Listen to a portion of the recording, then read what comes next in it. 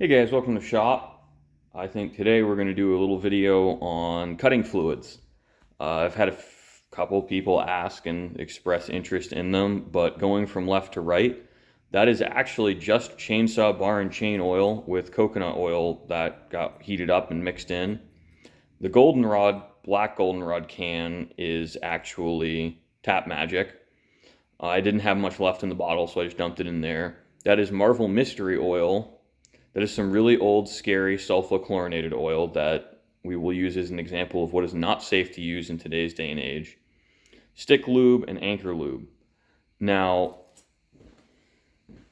this here is kind of my special witch's brew. This has become what I use, and it just looks kind of gross, a little snotty, but that's some coconut oil and bar and chain oil. And the reason I use bar and chain oil is because I've got like 12 gallons of it, and it was really, really cheap when I bought it. I used to cut a pile of firewood.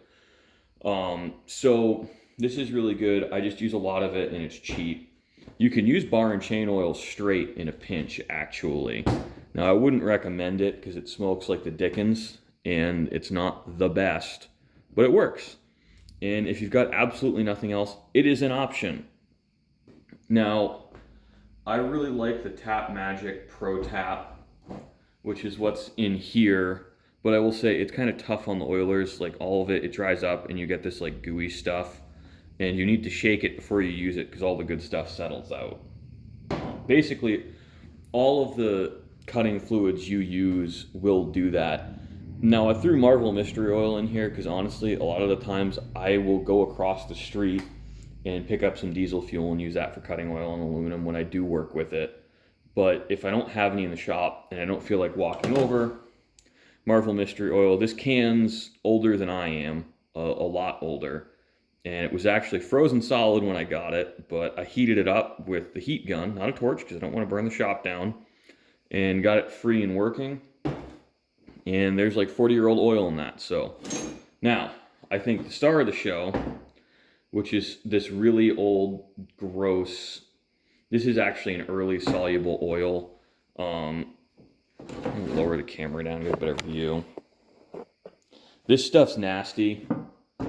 It's, I like the claims on it. High efficiency of these products assures the user maximum benefits in production quality and low production costs.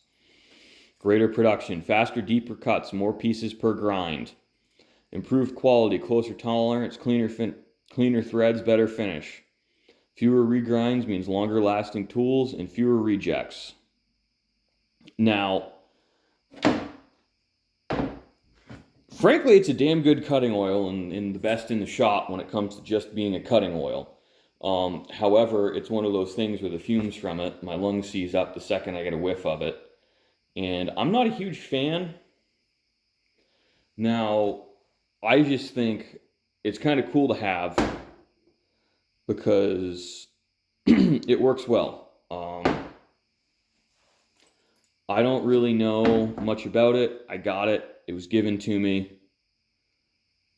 I'm pretty sure this is key cut. And, you know, because frankly, this is illegible. That looks like key cut to me. And it's soluble oil, and it's the only soluble one on the back.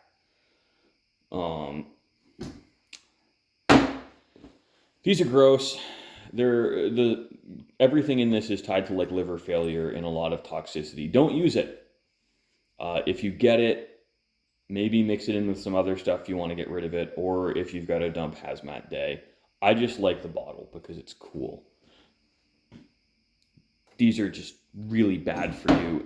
At the other end of the spectrum, as far as I can tell, this is literally just a soap emulsion, the Anchor Lube.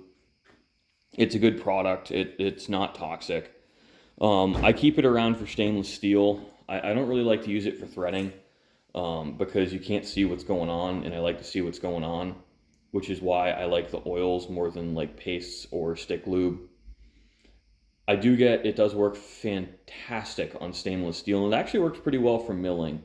Just the issue with this is once the part gets a little bit warm, this runs right off because it's water-based and all your lube is gone at that point. So It works well. I think they actually say you can use this as a flood coolant, believe it or not. Never tried it, never experimented with it, but you know what? It works.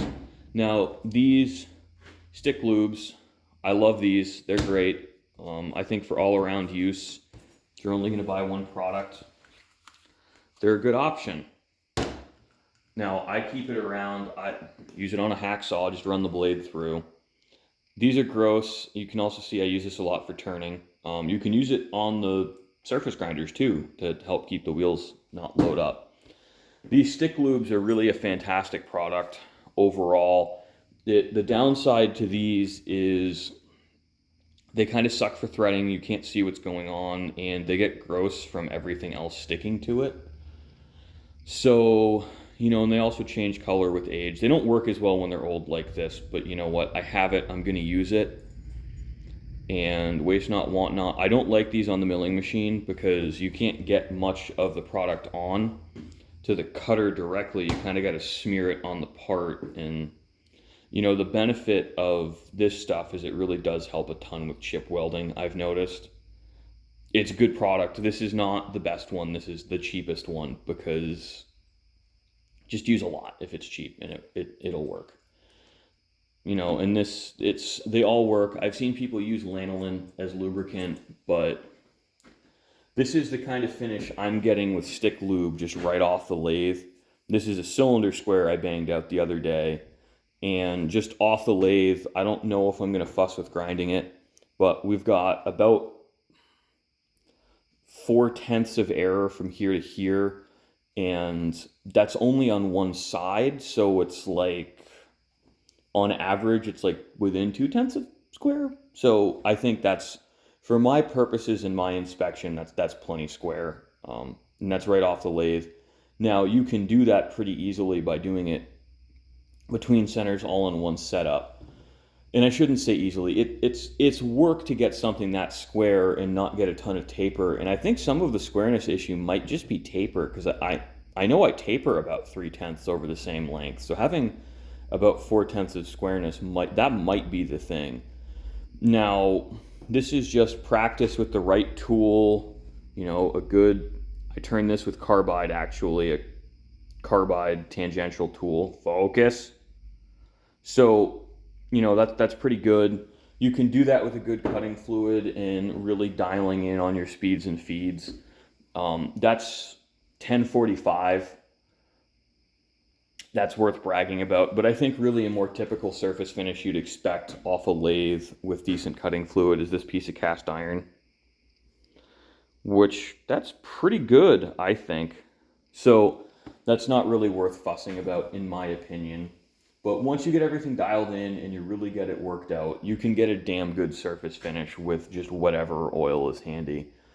This is kind of my go-to for turning, because also, even when this is wet, this doesn't fling like other products. This slings really easily.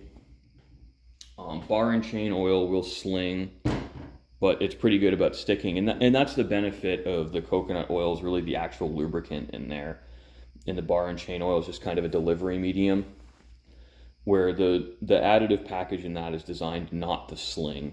Now, you can use hydraulic oil too. Like, you don't, basically, if it's liquid and it's a petroleum or lard oil, like legitimate, like bacon fat lard oil is actually a fantastic cutting fluid. I don't use it here because I have a dog who will try and eat the chips. And it's also a lot of cleanup, like it dries on your tools and gets gummy and gross. So that's kind of a turn off about it. Now, Marvel Mystery Oil, like I said, it works all right on aluminum. This is better than nothing. So if you've only got, you know, Marvel Mystery Oil, Croil, whatever, something is always better than nothing. But, you know, you just work with what you got. Like, these little containers are nice. I keep this on the lathe for when I'm doing drilling, because the stick lube doesn't seem to work as well drilling as it does turning. And I think this stuff really shines turning, because you just take your crayon and whoop, you put it on there in one pass. That's all you need. And you can use a candle. Like, this is mostly paraffin wax, this stick lube. So a candle will actually do a great job on it. Now, thanks for watching, guys. Hope you like, comment, subscribe, and hopefully you found this helpful.